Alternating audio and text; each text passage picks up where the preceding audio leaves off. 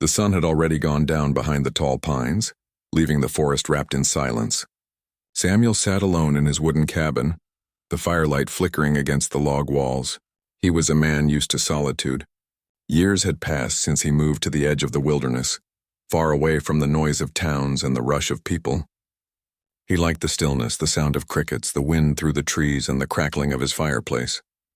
To him, quiet was not loneliness. It was peace. That night, however, something unusual broke his routine. Just as Samuel leaned back in his chair with a cup of warm tea in his hands, a sound came.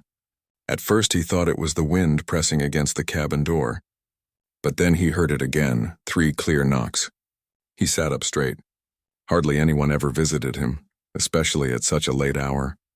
For a moment he wondered if it was a traveler who had lost his way, or maybe a hunter seeking shelter from the storm.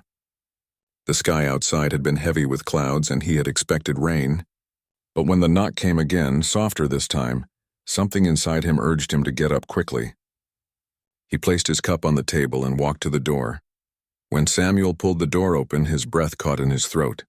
Standing there in the dim glow of the lantern light was a young Apache woman. Her face looked pale with exhaustion, her hair long and tangled from the wind. She was shivering, her only covering a torn piece of cloth wrapped loosely around her. Her eyes, dark and watchful, spoke of fear and fatigue. Samuel felt a rush of surprise. In all his years by the forest, he had never seen anything like this. She looked as if she had traveled far, her bare feet covered in dust and scratches. For a long moment, the two simply stared at one another. Samuel could see she was cold, hungry, and desperate for help. Without a word, he stepped aside and raised his hand gently toward the fire inside.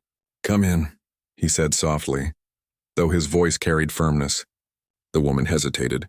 She stood at the threshold, her eyes shifting from the warm fire to Samuel's calm face. At last she nodded once and crossed into the cabin. The warmth of the fire touched her skin immediately, and she wrapped her arms around herself tighter. Samuel closed the door behind her, shutting out the night wind. He quickly took a wool blanket from the chair and offered it to her. She looked at it for a moment, then accepted it, pulling it around her shoulders. Her eyes glistened with gratitude, though she still did not speak. Samuel guided her toward the fire and gestured for her to sit. She sank down onto the rug, holding the blanket close. He noticed her lips were dry, so he poured a cup of water from a jug and placed it in her hands. She drank slowly, each sip showing how thirsty she had been. Silence filled the cabin, but it was not uncomfortable. Samuel respected that she might not trust him yet.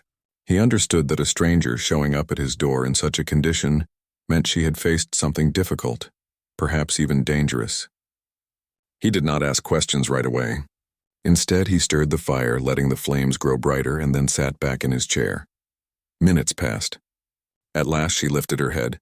Her voice was low, almost a whisper, but her words carried weight. "Thank you," she said. Samuel gave a small nod. "You are safe here," he replied simply. Her shoulders loosened slightly at his words. Though she said nothing more for the moment, the fear in her eyes seemed to fade just a little. She watched the fire as if it were the first comfort she had felt in many days. As Samuel sat across from her, his mind wandered. Who was she? Where had she come from? Why was she out in the wilderness alone at night, dressed in nothing but torn cloth? He wanted to ask, but something inside told him patience was better. Trust would not come quickly. To give her more comfort, Samuel stood again and fetched a small pot of soup he had made earlier. It was simple. Potatoes, beans, and wild herbs he had gathered from the forest, but warm food was what she needed most.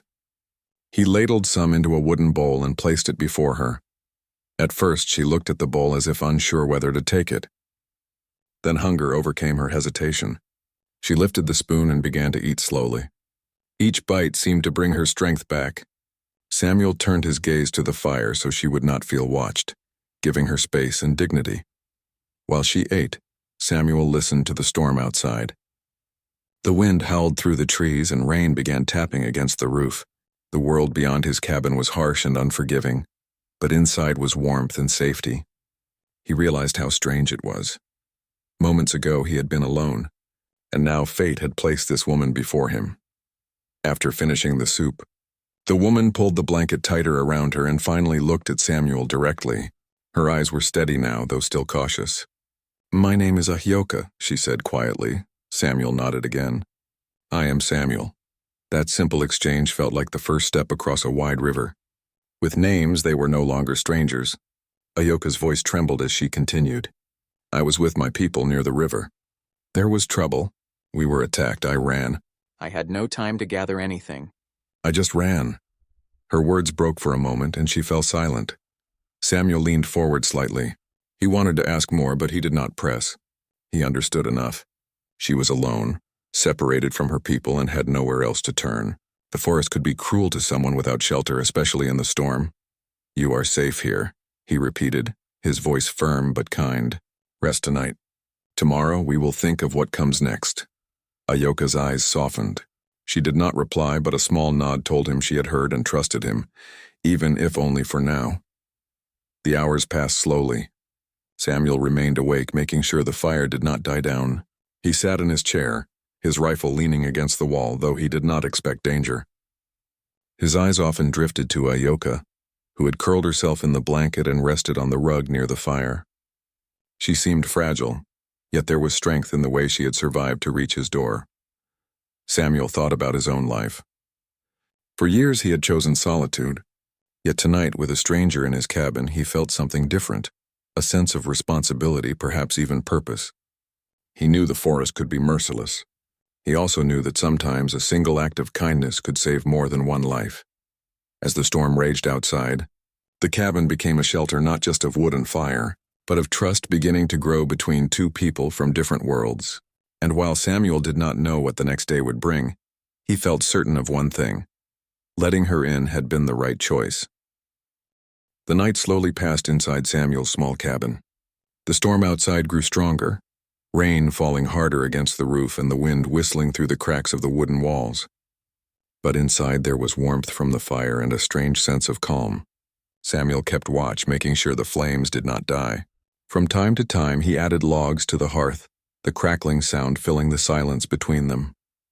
Ayoka sat close to the fire, her blanket wrapped tightly around her shoulders.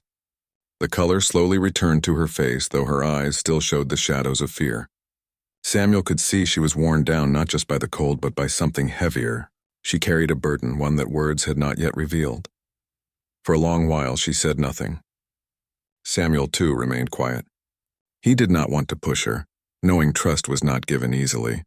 Instead, he busied himself with small tasks, wiping his tools, adjusting the lantern, checking that the windows were locked against the storm. Still, his mind was restless. Who was this woman really? And what dangers had driven her here in the middle of the night? Finally, when the fire glowed brighter and the storm softened for a moment, Ayoka's voice broke the silence. I was not meant to be here tonight, she said quietly. Samuel looked up from his chair. He did not speak, letting her continue at her own pace. She stared into the flames as if speaking more to herself than to him. My people were camped near the river. We had been moving for days, searching for safe ground. Then men came, armed men, shouting, riding horses. They burned our tents, scattered us. I ran into the woods. I do not know what became of the others. Perhaps they escaped. Perhaps. She paused, her voice trembling, unable to finish the thought. Samuel's chest tightened. He had heard of such raids before. Out here, life was not always fair. Land disputes, greed, and anger often led to cruelty.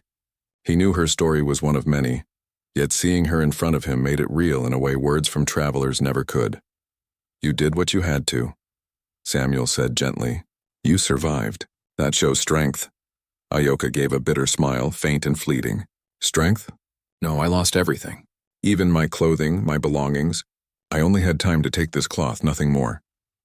She pulled the blanket closer as if to hide the memory of her torn garment. I ran until I could no longer feel my legs.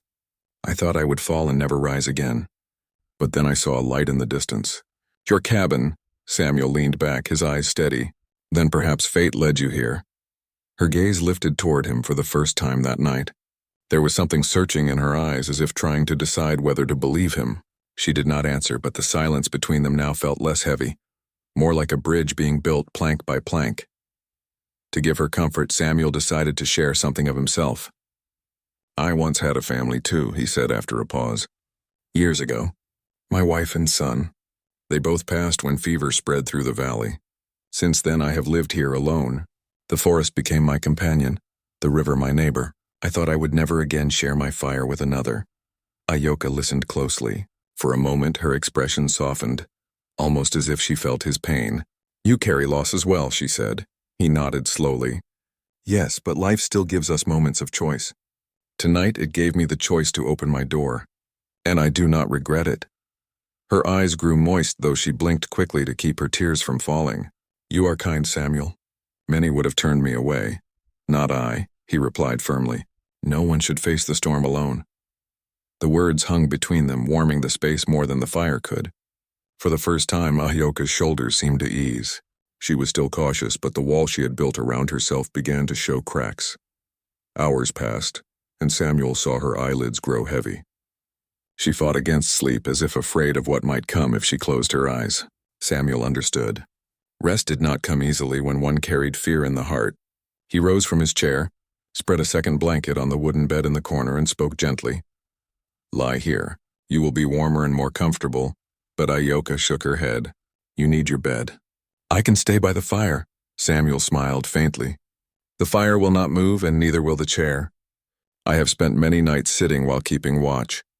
Take the bed, rest. She hesitated, then finally rose, still clutching the wool blanket. Slowly, she lay down on the bed, her eyes fixed on Samuel as though testing his promise of safety. He simply sat back in his chair, leaning his head against the wall. The storm outside roared once more, yet inside the cabin, there was a strange stillness. Ayoka's breathing grew slower, her body finally giving in to exhaustion. Within minutes, she had fallen into a restless sleep, her face softened by dreams that Samuel hoped were kinder than her memories. Samuel stayed awake. He watched the fire, listened to the storm, and thought about the stranger now sleeping under his roof. Life had a way of surprising a man. He had chosen solitude to escape the world, but the world had found its way back to him in the form of a woman who needed help.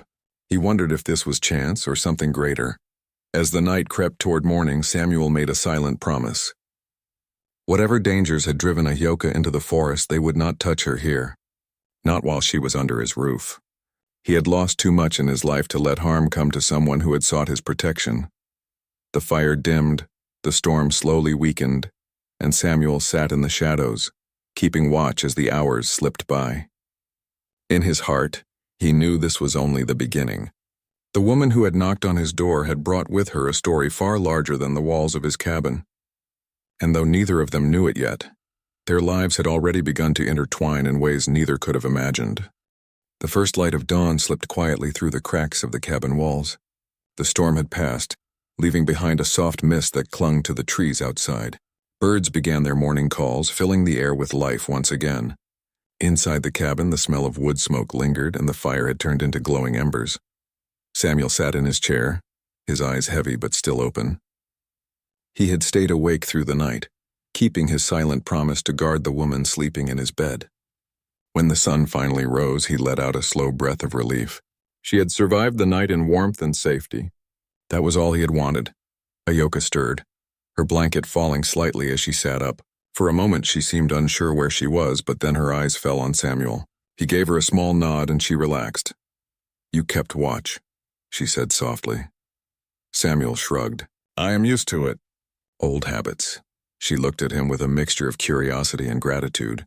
Few people would sacrifice their comfort for a stranger. Her trust in him grew a little more in that moment, though the path to full trust was still long. Samuel stood and moved to the small table where he kept his food supplies. He cut a piece of bread, poured some honey he had traded for months ago, and set it before her. Alongside it, he gave her a cup of warm tea made from wild herbs. Eat, he said. She accepted it, eating slowly as though savoring each bite. Samuel noticed that even though she was hungry, she did not rush. There was a grace to her, a discipline learned from years of living with her people. After breakfast, the silence between them began to change. The night before, words had been scarce, but daylight brought with it a need for clarity. Samuel leaned on the table, folding his hands. What are you planning to do? He asked gently. Ayoka lowered her eyes. I do not know. My people may still be near the river, or they may have gone farther. I was separated from them in the dark. I only heard screams and the sound of horses. I fear if I return too soon, those men may still be there. Samuel nodded. He had expected such an answer. The wilderness was no place for her to wander alone, not after what she had endured. "You cannot go back yet," he said firmly. "Not until it is safe. Stay here until then." Her eyes lifted, searching his face. "Why would you help me?" He paused, thinking carefully. "Because you needed it. Because once, long ago, someone showed me kindness when I was broken. I would not be alive today if they had not. I owe that debt to the world. And perhaps you were meant to knock on my door so I could repay it." His words touched her more deeply than she expected. She pulled the blanket tighter, not from cold but from emotion. She whispered, "You are not like other men I have seen." Samuel said nothing more. He simply stoked the fire, letting the warmth fill the room again. As the morning stretched on, Ahyoka began to tell him more about her life. She spoke of her tribe, of the songs they sang at night, the dances around the fire, the stories passed from elders to children. Her voice grew stronger as she spoke, and Samuel listened with quiet respect. He realized she was not just a woman running from danger. She carried with her the memory of a people, a culture full of life and history. Samuel shared pieces of his life too, though his stories were simpler. He spoke of his early years working on a farm, of moving west with dreams of land and freedom, and of the sorrow that followed when sickness took his family. His words were steady, but inside he felt the old pain stirring. By midday, a bond had begun to form. It was not spoken aloud, but it was there, in the way Ahyoka's eyes no longer carried only fear, in the way Samuel's voice softened when speaking to her. They were two people from different worlds, yet loneliness had carved similar scars in both of them. Later that afternoon, Samuel decided to step outside to check his traps near the stream. Before leaving, he looked at Ahyoka. "Stay inside. The forest is safe enough, but I'd rather you remain here." She nodded, her trust in him outweighing her worry. When Samuel returned with 2 rabbits, he found her sweeping the cabin floor with a small broom he had left in the corner. She looked up quickly, almost embarrassed. "I wanted to help," she said softly. Samuel smiled faintly. "This place has not been this clean in months. Thank you." They cooked the rabbits together, sharing the task without needing many words. For the first time, laughter escaped Ahyoka. When Samuel fumbled with the pot and nearly spilled it, the sound surprised him, pleasant and warm. It was a sign that the heaviness she carried might one day lift. As night approached again, Samuel prepared the fire for another long evening. But this time things felt different. The fear that had filled the cabin the night before was lighter now. Ahyoka sat across from him, wrapped in her blanket, her face calmer. "Samuel," she said quietly. "Yes? If I had not found your cabin, I would not be alive tonight." Her eyes met his, steady and sincere. "I will not forget this." Samuel held her gaze for a long moment. "Nor will I forget the knock on my door." The cabin grew quiet again, but it was a peaceful quiet. Outside, the forest rested under the stars, and inside, 2 souls who had once been strangers found comfort in each other's company. Neither of them knew what tomorrow would bring. Perhaps danger still lurked near the river. Perhaps the men who attacked her people would return. Or perhaps safety lay ahead. But for now, what mattered most was that trust was beginning to grow. And with trust came hope, something both Samuel and Ahyoka had almost forgotten they could feel. The second night in Samuel's cabin carried a different feeling from the first. The storm had passed, the roof no longer shook from wind or rain, and the forest outside lay still under the watch of the moon. Inside, the fire glowed steady, filling the room with warmth. Samuel felt it too. The air was calmer, no longer tense with fear. Ahyoka sat near the fire with the blanket still wrapped around her, though now she looked less like a frightened traveler and more like someone slowly finding her strength again. She had rested, eaten, and shared her story. Each passing hour had lessened the distance between them. But Samuel could sense that a deeper truth was still locked inside her. As the flames crackled, Ahyoka spoke again, her voice carrying the weight of memory. "Samuel," she said softly, "last night I told you of the raid near the river, but I did not tell you everything." Samuel leaned forward, his elbows resting on his knees. He nodded for her to continue. Though his eyes remained steady and calm, she drew a long breath. Those men, they were not strangers. They were settlers, angry ones. They wanted our land for grazing cattle. My tribe had camped there for only a short while, but they came as if we had stolen something that was never theirs. They shouted, they carried fire, and they showed no mercy. Her voice shook, but she pressed on. I saw my brother fall trying to defend the camp. I wanted to stay, to fight, but my mother pushed me to run. She said, live, if you live, our spirit lives. Ahyoka's eyes glistened in the firelight. So I ran. The cabin grew very still. Samuel felt his jaw tighten. He had heard stories of conflict over land, but hearing it from her lips, raw and unhidden, filled him with anger and sorrow. He wanted to say something, but he knew words could not erase the pain. Instead, he spoke gently. Your mother gave you a gift. She gave you the chance to live. That is no small thing. Ahyoka wiped her eyes, nodding slowly. But I do not know where she is now, or if she lives. Silence stretched, filled only by the fire's quiet crackle. Samuel thought carefully. Then we must find out, he said. Her head lifted quickly. Find out? Yes, tomorrow when the sun rises, I will go with you toward the river. If your people are near, we will find them. If danger is there, we will see it together. For a moment she stared at him as though not believing what she had heard. You would risk yourself? For me? Samuel nodded firmly. No one should face such things alone. I cannot bring back what you have lost, but I can walk beside you now. Her lips trembled, caught between gratitude and disbelief. Finally, she whispered, You are a rare man, Samuel. The hours went on, but the bond between them deepened with each passing word. They spoke of small things, too. How the stars looked different when seen from the plains. How the river sang differently after rain. How both of them had once known laughter in homes now gone. Each story layered trust upon trust, weaving their lives together in ways neither had expected. As the night stretched closer to midnight, Samuel noticed Ahyoka shiver slightly. The fire was warm, but memories can chill a soul more than winter air. Without speaking, he took another blanket from the shelf and draped it gently across her shoulders. Rest, he said softly. Tomorrow will be a long day. She looked at him with eyes that carried both weariness and comfort. You have already given me more than I can repay. Samuel shook his head. Kindness is not a debt. It is a choice. Those words seemed to linger in the cabin long after she closed her eyes. She lay down again on the bed, this time falling asleep faster, trusting that Samuel's watchful presence would keep her safe. Samuel, as before, stayed awake longer. He thought about her story, the raid, her mother's words, the choice to run. He thought about his own life, too, how he had built walls around his heart after losing his family.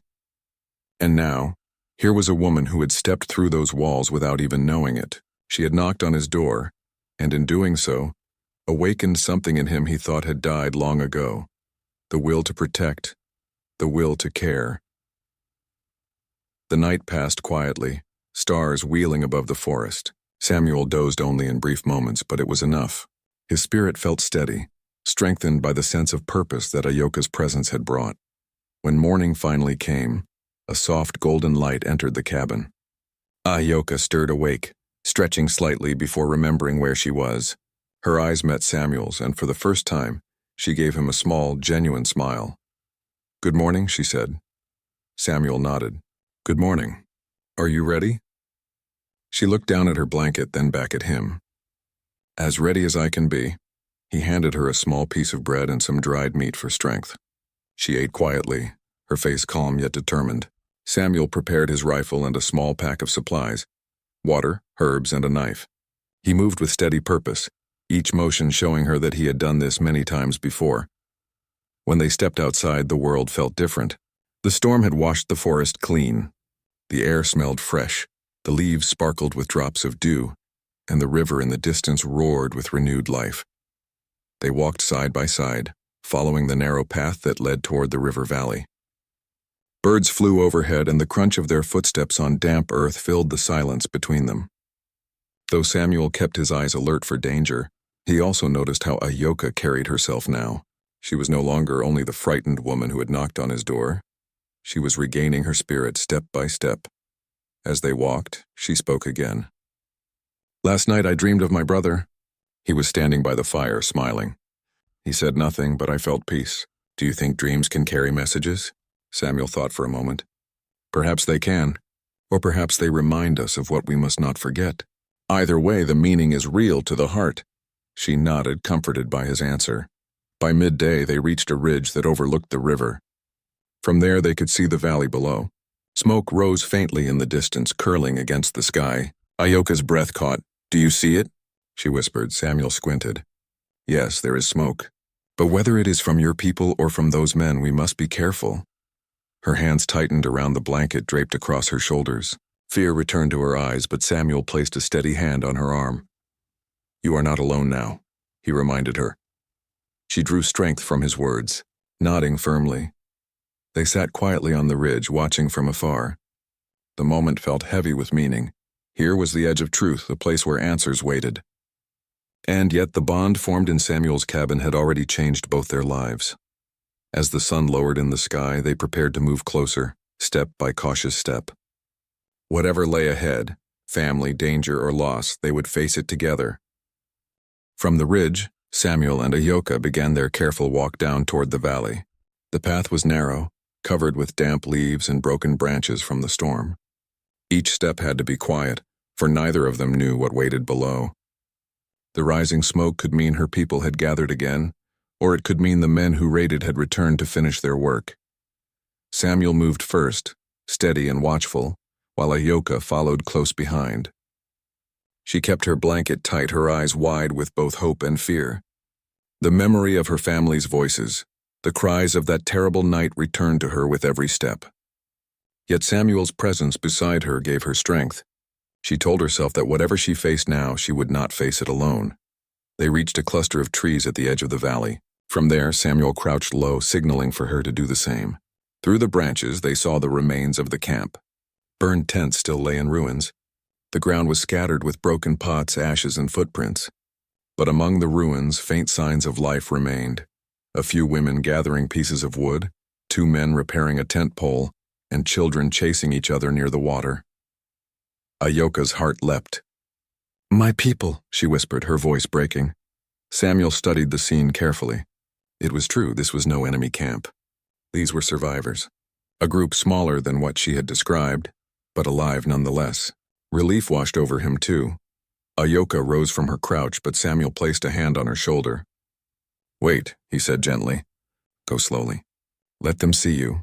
She nodded, her eyes filling with tears. Then, with careful steps, she walked out from behind the trees, her blanket still around her shoulders. At first, no one noticed. But then one of the children looked up, froze, and shouted. A woman dropped the wood from her hands and stared. "It is her," the woman cried in their tongue.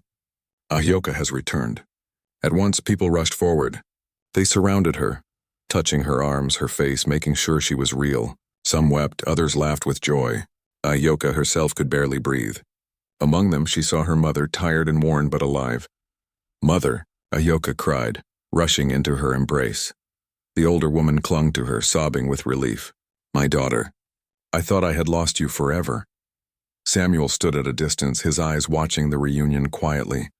A warmth spread through him as he saw the light return to Ayoka's face. The burden she had carried now lifted, even if only partly. For hours, Ayoka stayed with her people, telling them of her escape, of the storm, and of the man whose cabin had sheltered her. When she finally led Samuel forward, the tribe looked at him with cautious eyes. Some were wary, for he was a settler, a stranger, but Ayoka spoke firmly.